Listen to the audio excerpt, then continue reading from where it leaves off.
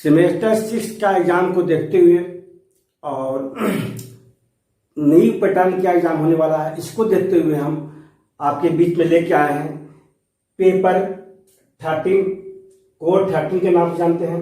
आज इसी का लेक्चर 2 चलेगा आपका। इसका फर्स्ट पार्ट में हम आप लोग को मैट्रिक स्पेस बताए थे और उसका सेकंड पार्ट में बता रहे हैं कॉम्प्लेक्स एनालिसिस।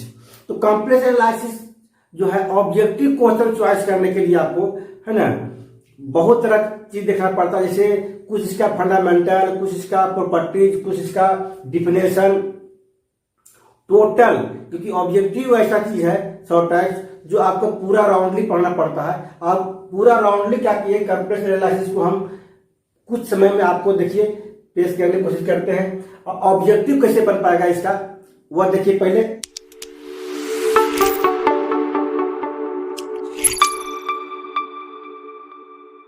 जैसे मानते हैं कि कॉम्प्लेक्स एनालिसिस पढ़ने जा रहे हैं आप, तो कॉम्प्लेक्स एनालिसिस में सबसे पहले कॉम्प्लेक्स नंबर या कॉम्प्लेक्स वेरिएबल के बारे में जानिए कि क्या होता है कॉम्प्लेक्स वेरिएबल। तो लेट z बराबर x plus i y be a complex number या कॉम्प्लेक्स वेरिएबल, जो बोलिए ना कॉम्प्लेक्स वेरिएबल। देन इसका कंजुगेट ऑफ जेड कितना हुआ x माइनस आई वाई, यानी change the sign of imaginary part. And इसका polar form of x plus I y, याद रखिएगा क्या होता है r into cos theta plus i sine theta. यानी इसको हम लोग इस फॉर्म में लिख सकते हैं z बराबर कितना r ई पावर आई थीटा। यह भी जरूरत पड़ सकता है आपको। ये किस फॉर्म में है मॉडलो अग्रीमेंट फॉर्म की फॉर्म में है। दिस इज रिक्वायर्ड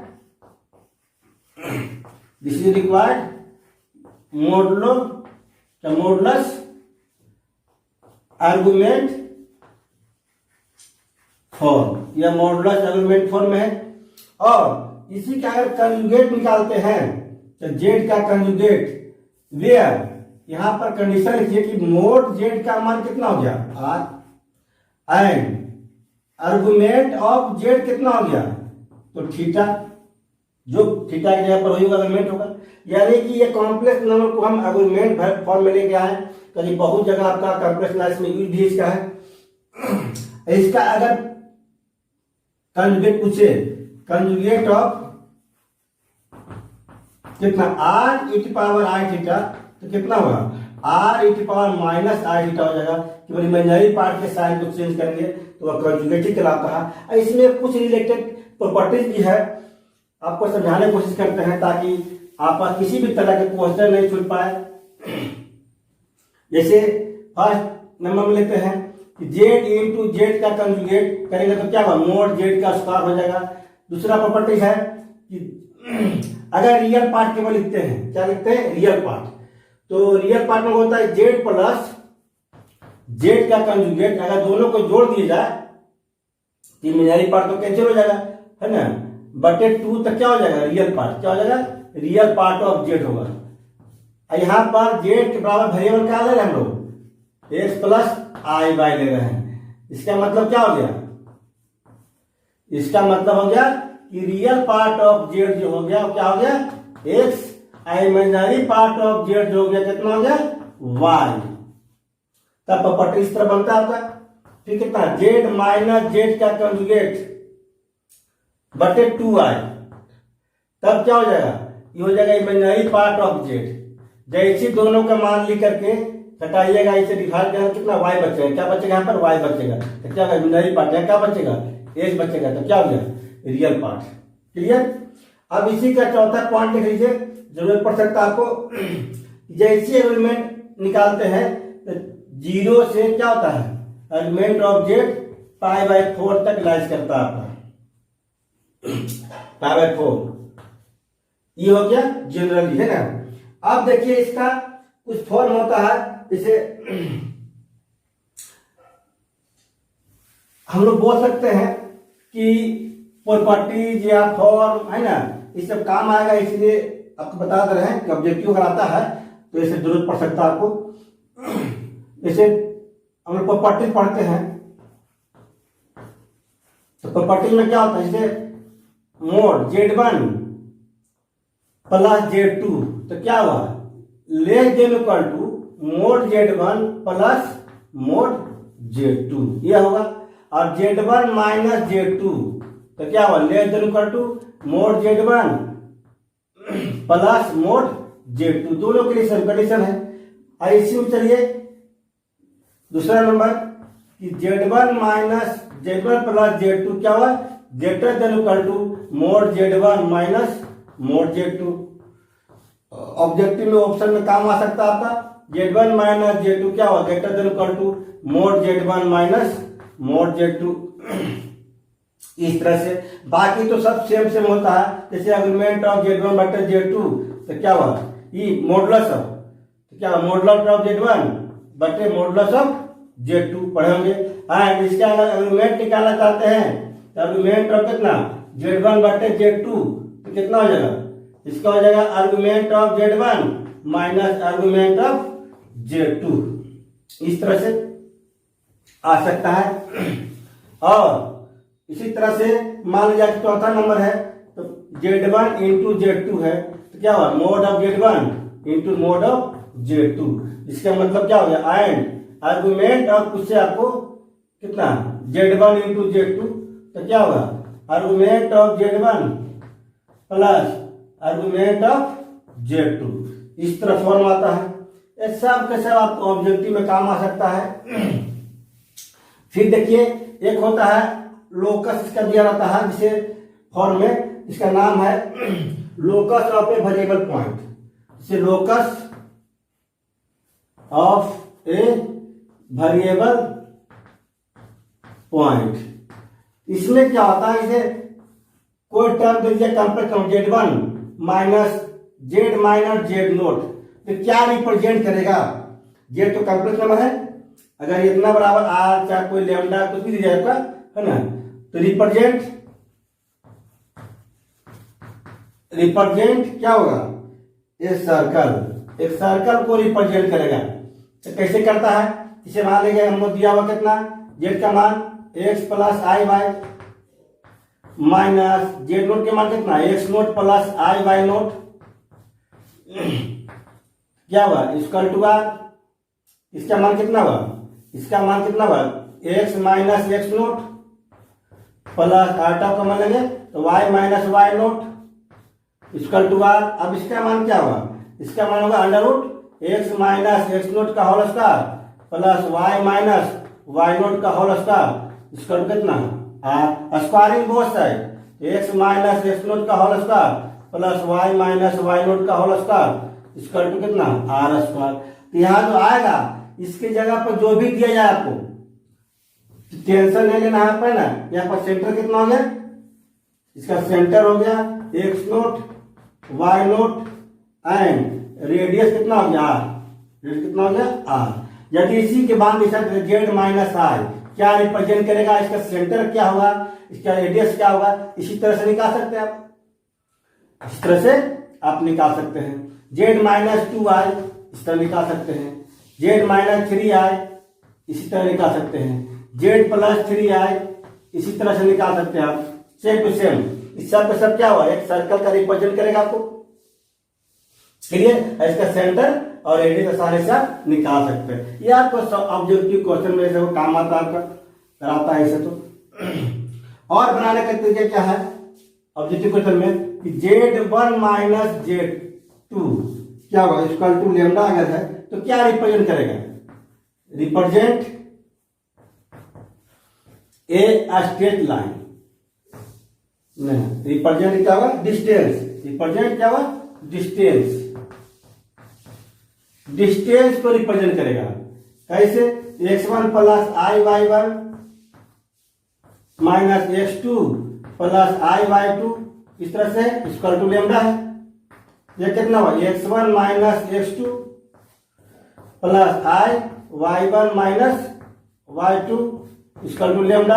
और जैसे कीजिएगा होल स्क्वायर तो कितना हुआ x1 माइनस x2 का whole square y1 minus y2 का whole square equal to lambda, squaring both side, तो क्या होगा x1 माइनस x2 का whole square plus y1 minus y2 का होल स्क्वायर इक्वल टू कितना हुआ लेमडा स्क्वायर। ये किसका फॉर्मूला है? डिस्टेंस का फॉर्मूला है।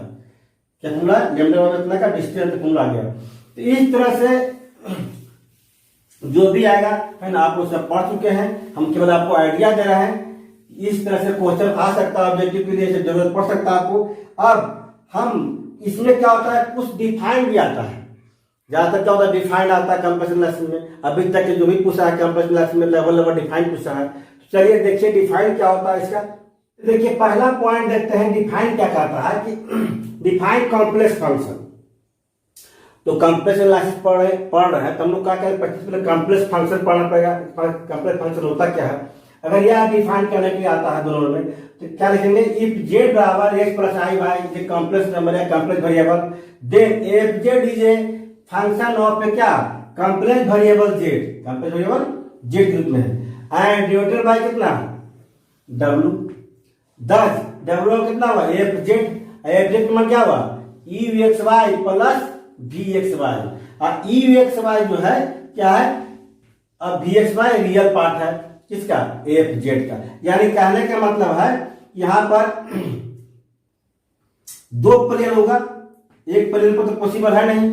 अब दो प्लेन पर खींच सकते हैं ग्राफ को, जैसे एक हो गया एक्स, जेड बराबर कितना एक्स प्लस आई वाई, ये क्या हो गया जेड प्लेन, क्या हो गया जेड प्लेन। तो जेड प्लेन में क्या चाहिए, एक्स और वाई चाहिए आपको। इसी के करस्पॉन्डिंग हम अगर लेते हैं कितना डब्ल्यू बराबर कितना यू प्लस आई भी, ये क्या हो गया यू, ये क्या हो गया भी, ये क्या हो गया डब्ल्यू प्लेन, क्या बनेगा इसको डब्ल्यू प्लेन पर। तो इसके करस्पॉन्डिंग यह निकालते हैं, तो हमको एक्स वाई का मान चाहिए, एक्स का पॉइंट वाई का पॉइंट एक्स का पॉइंट जहां भी हो चाहिए। और एक्स वाई का पॉइंट करके यहाँ पर यू भी निकाल सकते हैं। और जैसे यू भी निकल गया तो हम डब्ल्यू प्लेन को खींच सकते हैं। यानी कि जेड प्लेन से डब्ल्यू प्लेन, यही जो हो गया कॉम्प्लेक्स फंक्शन, यानी डब्ल्यू बराबर एफ जेड, डब्ल्यू कितना हो गया एफ जेड, क्लियर। और जेड का मान क्या है एक्स प्लस आई वाई, यही हो गया कॉम्प्लेक्स फंक्शन। ये क्या हो गया कॉम्प्लेक्स फंक्शन। कॉम्प्लेक्स फंक्शन को ड्राइव करने के लिए, कॉम्प्लेक्स वेरिएबल को ड्राइव करने के लिए दो प्लेन होना चाहिए आपको, एक कहलाएगा जेड प्लेन, एक कहलाएगा डब्ल्यू प्लेन। जेड प्लेन से डब्ल्यू प्लेन करने के लिए हमको यहाँ एक्स वाई के करस्पॉन्डिंग यू भी का मान निकालना पड़ता है। और यू भी अगर रखते हैं यहाँ पर तो डब्ल्यू प्लेन पर ड्रा होता है। इसी को हम लोग आगे पढ़ेंगे, मैपिंग वगैरह है ना, इसके बारे में। देखिए नेक्स्ट 2 नंबर जो लिए पॉइंट हम इसमें डिफाइन करने की कोशिश की है कॉम्प्लेक्स फंक्शन को, कि कॉम्प्लेक्स फंक्शन जो है कॉम्प्लेक्स एनालिसिस के तहत उसका लिमिट क्या होगा, कंटिन्यूटी क्या होगा, ये भी आता है दोनों में डिफाइन करने के, कि डिफाइन लिमिट एंड कंटिन्यूटी। और फिर कॉम्प्लेक्स वैल्यू फंक्शन, चाहे define complex value function in term of limit and continuity, इस तरह भी क्वेश्चन को लड़के पूछ सकता है। तो कहता है कि a function F z tends to a limit a function F z tends to limit a कहलाएगा as z tends to 0 along any path. Any path मतलब क्या, जैसे हम लेते हैं तो एक्स एक्सिस के लॉन्ग में है, वाई एक्सिस के लॉन्ग में है, वाई बराबर एक्स के लॉन्ग में है, तो बहुत सारा पाथ होता है इस पर, any path. If epsilon greater than 0 there exist delta greater than 0 such that कितना एफ जेड माइनस एल जो है लेस देन एप्सिलॉन। ये पहले से पढ़ते आ रहे हैं, यही चीज सब में लागू होता है आपका। पहले जनरल लिमिट में, आज ये कॉम्प्लेक्स है तो कॉम्प्लेक्स में दिया गया है। तो जब जनरल पढ़ते लिमिट हम लोग तो उसमें एक पार्टिकुलर एक्स या वाई रहता था, जिसके कारण मतलब कि हम लोग एनी पाथ के जिक्र करते थे। हम जब समझ जाते थे कि एक्स के पाथ में कि वाई के पाथ में, यहाँ कॉम्प्लेक्स है तो कॉम्प्लेक्स से क्या हुआ, केवल रियल पार्ट होगा, केवल इमेजिनरी पार्ट होगा, कि कॉम्प्लेक्स क्या होगा दोनों पार्ट होगा आपका, इसलिए डिफरेंट पाथ हो सकता है। Continuity of a complex value function, आप कंटिन्यूटी के फॉर्म में डिफाइन कीजिए कॉम्प्लेक्स को। The complex value function F Z is said to be continuous at Z nought if and only if any epsilon greater than 0 there exist delta greater than 0 such that F Z minus F Z nought less than epsilon variable Z minus Z nought less than delta. यानी इसको अगर इस रूप में रहता है तो लोग कंटिन्यूअस कह सकते हैं। और उसी का डिफरेंशिएबल हमको सब जरूरत पड़ता है लॉन्ग बनाने में लिए, जैसे कि आगे करेंगे तो कंटिन्यूटी भी दिखाना पड़ता है, डिफरेंशिएबिलिटी दिखाना पड़ता है।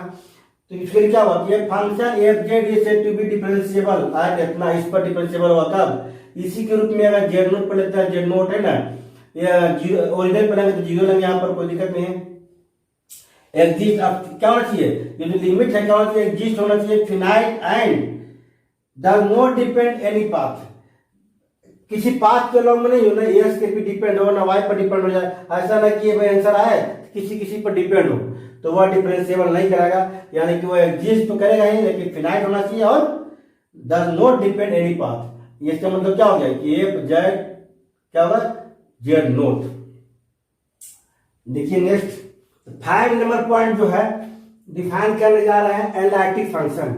सबसे इंपॉर्टेंट इस चैप्टर का है एनालिटिक फंक्शन। तो एनालिटिक फंक्शन कैसे किसको, इसको डिफाइन करने के लिए कोई फंक्शन को सिंगल वैल्यू फंक्शन, पहला पॉइंट, दूसरा पॉइंट कंटिन्यूअस, तीसरा पॉइंट डिफरेंशिएबल, चौथा पॉइंट कि यह सी आर इक्वेशन यानी काउची रीमान इक्वेशन को सेटिस्फाई करना चाहिए। ये सब 4-5 कंडीशन सेटिस्फाई करता है तब हम लोग बोल सकते हैं कि वह एनालिटिक फंक्शन जो है, जो भी फंक्शन क्या है एनालिटिक है।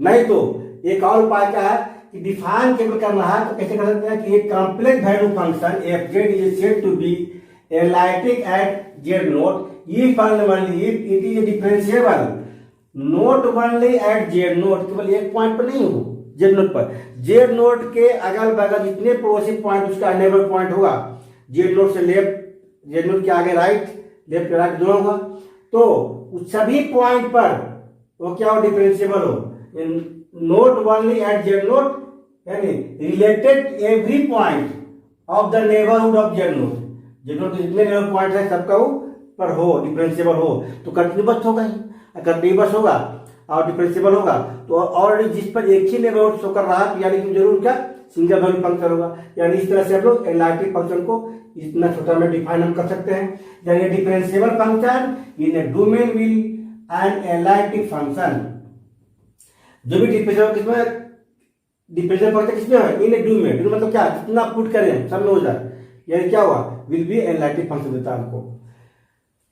डिफाइंड काउची रीमान इक्वेशन, ये जो होता है बहुत जगह भी है को if a complex value function w बराबर एफ जेड यानी u प्लस w बराबर प्लस आई भी लिखिए चाहे एफ जेड बराबर लिखिए, is analytic in domain D कब, then the partial derivative of इसका u एंड v, क्योंकि u में भी x y के फंक्शन है, u भी क्या है x y के फंक्शन है तो पार्शियल डेरिवेटिव करेंगे, अब v भी क्या है x y के रूप में है, u को भी पार्शियली x के रिस्पेक्ट में y के रिस्पेक्ट में, v को भी पार्शियली x के रिस्पेक्ट में और y के रिस्पेक्ट में निकालेंगे और इस इक्वेशन को अगर सेटिस्फाई कर जाए, कौन सा इक्वेशन, यह इक्वेशन को, तो क्या बोलेंगे हम लोग सी आर इक्वेशन यानी कि काउची रीमान इक्वेशन बोल सकते हैं। डेल यू एक्स मतलब क्या, del u upon del x बराबर del b upon del y हो जाए एंड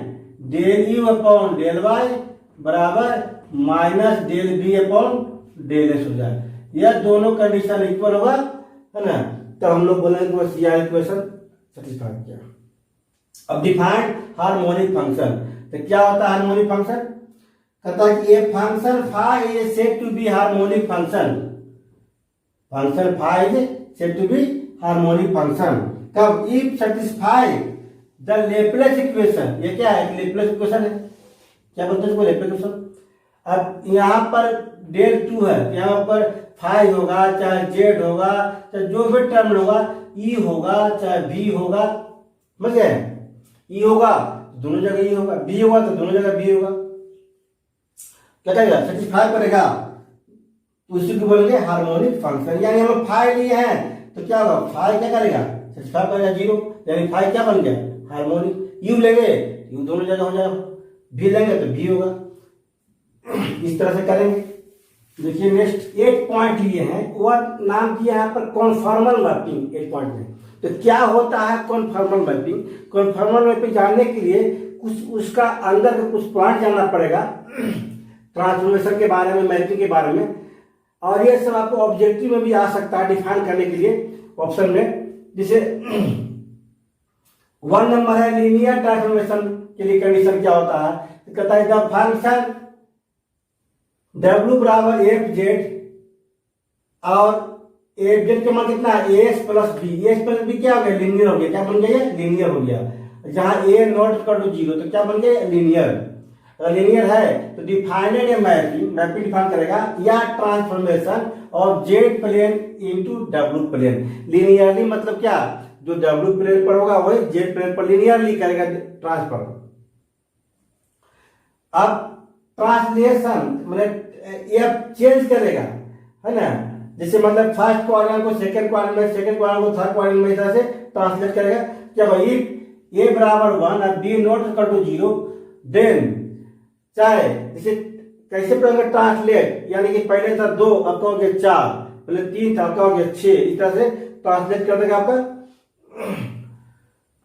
10 डब्ल्यू बराबर एफ जेड होगा जेड प्लस बी, वे बी क्या हो? Complex constant. क्या होगा यहाँ पर? Complex constant. और एक जाति किसमें? या इसी लीनियर इक्वेशन में, इसी लीनियर इक्वेशन में जो है एस बराबर बी जो है इसके जगह पर 1 हो, इसके जगह पर क्या हो? नॉट इक्वल टू 0, यानी क्या हो? जेड बराबर डी, है ना। इसी को बोलेंगे ट्रांसफॉर्मेशन। इसे क्या हुआ? ट्रांसलेशन, ट्रांसलेट कर देगा आपका, है ना। क्लियर यहां तक है? अब करता रोटेशन, रोटेट पर करेगा आपका एंगल के थ्रू करेगा रोटेट। क्या? इफ मोड जेड बराबर 1, यानी कि जेड क्या कॉम्प्लेक्स नंबर रहेगा जिसका मोड निकालेंगे उसका वैल्यू क्या होना चाहिए? 1 के बराबर होना चाहिए। और B equal to 0 then W बराबर ए जेड। बी के मान कितना है? 0, तो डब्ल्यू कितना हो जाएगा? ए जेड, ए जेड। समझे? यहाँ ए एस लिखा गया जी, एस नहीं बल्कि ए जेड, हम लोग जेड पढ़ रहे हैं। ए जेड बराबर कितना? ए जेड प्लस बी। ध्यान रखिएगा डब्ल्यू बराबर ए जेड बराबर कितना? ए जेड प्लस बी। क्लियर? वो एस तो लोग पढ़ते थे पहले, एस प्लस बी बराबर कितना? लीनियर इक्वेशन है ना। यहाँ तो जेड के फॉर्म पढ़ रहे हैं। तो अब समझ यहाँ पर एग्जाम्पल समझने की कोशिश किया कि डब्ल्यू बराबर कितना? I Z. कितना नहीं? I Z, I Z. Clear? अब मोड जेड बराबर 1, मोड जेड बराबर 1, जेड तो वेरिएबल था आपका, नहीं ऐसा नहीं होना चाहिए। यहां पर एक मिस्टेक आपका है ना। क्या होना चाहिए? Mod of a, mod of a कितना होना चाहिए? Equal to 1, mod of a equal कितना होना चाहिए? 1। ध्यान दीजिएगा। अब बी बराबर 0 देन डब्ल्यू कितना? ए जेड। कैसे एग्जाम्पल से? डब्ल्यू बराबर आई जेड है तो इसके पहले क्या है? ए बराबर कितना है? ए बराबर आई है, इसका मोड कितना होगा? मोड ऑफ आई कितना हुआ? अंडर रूट रियल पार्ट तो 0 हो गया, इमेजिनरी पार्ट तो कितना हो गया? 1, तो कितना हो गया? 1 हो जाएगा। क्लियर? तो मोड कितना हो रहा? 1। तब क्या बनेगा? ई टी पावर कितना? आयोटा का मान क्या होता है? cos pi by 2 plus i sine pi by 2 लिख सकते हो इसका। ऐसे मान क्या होगा? E T power I pi by 2, यानी ये एंगल कितना बन गया? Pi by 2। क्लियर हो गया आपका? अब कहता है कॉन्फॉर्मल मैपिंग। तो कॉन्फॉर्मल मैपिंग होता है कि W बराबर F z be a transformed which map every point of Z plane to the same point of डब्ल्यू प्लेन। जो जेड पॉइंट पर है वही पॉइंट क्या? डब्ल्यू प्लेन पर है। यानी क्या ले? एक जेड प्लेन लिए, आई क्या लिए? डब्ल्यू प्लेन ले लिए, है ना। इसका एंगल मानते कितना बन रहा है? थीटा। इसका एंगल मान लिया कितना बन रहा है? टेंजेंट लेंगे तो कितना बनेगा? फाई बनेगा। और दोनों इक्वल हो जाए तो ट्रांसफॉर्मेशन क्या विल बी? कॉन्फॉर्मल। ट्रांसफॉर्मेशन क्या कराएगा? कॉन्फॉर्मल कराएगा। जो जेड प्लेन पर था एंगल वही डब्ल्यू प्लेन बन रहा है, तो क्या हो गया? कॉन्फॉर्मल हो गया आपका। देखिए नेक्स्ट 9 नंबर पॉइंट देखिए आप, कहता है डिफाइंड बाय लीनियर ट्रांसफॉर्मेशन। इसका अलग अलग नाम से भी जानते हैं, मोबियस ट्रांसफॉर्मेशन हो सकते हैं। मोबियस ट्रांसफॉर्मेशन क्या होता है? इसका और भी नाम है लीनियर फ्रैक्शनल ट्रांसफॉर्मेशन। तीसरा नाम क्या है? लीनियर फ्रैक्शनल ट्रांसफॉर्मेशन के नाम से जानते हैं। मोबियस ट्रांसफॉर्मेशन या बाइलिनियर ट्रांसफॉर्मेशन। होता क्या है कि एक ट्रांसफॉर्मेशन W बराबर एफ जेड चाहे टी जेड जो लिखिए ना, ए जेड प्लस बी बटे सी जेड प्लस डी, और ए बी सी डी जो है कॉम्प्लेक्स नंबर है ना, कांस्टेंट के रूप में, is said to be complex constant, चाहे कांस्टेंट आर कांस्टेंट वेयर, है ना, ए बी सी डी या कॉम्प्लेक्स नंबर भी है ना कांस्टेंट के साथ, is said to be bilinear transformation. कब? If and only if delta बराबर कितना, a D minus B c, यह क्या होना चाहिए, नॉट इक्वल टू जीरो। इसको क्या बोलते हैं, डिस्क्रिमिनेंट बोलते हैं। वेयर डेल्टा बराबर A D minus B C is discriminant of bilinear transformation. इसमें छोटा छोटा पॉइंट भी बहुत सारा है, और 10 नंबर जो पॉइंट आता है, defined cross ratio. Cross ratio क्या है ना, 4 डिस्ट्रिक्ट 4 कॉम्प्लेक्स नंबर का है ना, कितना, Z1 Z2 Z3 Z4 are 4 distinct complex number, then cross ratio is defined as कितना, Z1 जाके Z4 तक कितना हुआ, याद रखिएगा, रखना नहीं आपको, पहले Z1 लाइन खींच लीजिएगा, पहले Z1 माइनस Z2, फिर नीचे लिखिएगा Z2 माइनस Z3, फिर ऊपर लिखिएगा Z3 माइनस Z4, तो Z4 माइनस Z1, यानी कि Z1 minus Z2, Z2 minus Z3, Z3 minus Z4, Z4 minus Z1, इस तरह से यही होता है W प्लेन के साथ सेम टू सेम। तो न्यूमेरिकल भी बहुत सारा बनता है आपका। अब इनवेरिएंट पॉइंट या फिक्स पॉइंट जो बोलते हैं हम लोग, 11 पॉइंट, ये कहता है the points which are coincide with their transformation, coincide कर जा, are called invariant point of the transformation, invariant point of the transformation. और फिक्स पॉइंट जो होगा, चाहे इनवेरिएंट पॉइंट जो होगा, एक चीज है, और फिर ट्रांसफॉर्मेशन कितना, W बराबर एफ जेड, और ऑब्टेनेड बाय किससे, द इक्वेशन Z बराबर एफ जेड, यानी W बराबर कोई भी Z के रूप में लगा तो Z बराबर यहाँ पर जो Z का फंक्शन रख देंगे, और Z कॉमन लेके Z का मान निकाल लेंगे, और Z का मान जो भी आएगा वही कहलाएगा इनवेरिएंट पॉइंट, या तो इसको फिक्स पॉइंट। इस पर न्यूमेरिकल भी आता है जो बताया गया था आप लोग को, इसमें बहुत सारा पहले ही बता चुके हैं। तो आज हम ताकि आप लोग को रिवाइज करवाने की कोशिश किए, क्योंकि आप लोग के बीच में क्या हो गया कि बहुत दिन का गैपिंग हो गया है ना एग्जाम में, इसी कारण बहुत लोग भूल गए होंगे, इसीलिए हम थोड़ा थोड़ा कुछ पॉइंट को लेकर के कोशिश किए कि आप लोग को हम समझा पाए। और इसको प्रैक्टिस कीजिए, इसके पहले जो मैट्रिक स्पेस था प्रैक्टिस कीजिए, दोनों को प्रैक्टिस कीजिएगा तो 100 टाइप क्वेश्चन जो आपको छूटने का संभावना नहीं रहेगा, यानी दोनों मिला के पेपर 13 आपका कंप्लीट हो जाएगा।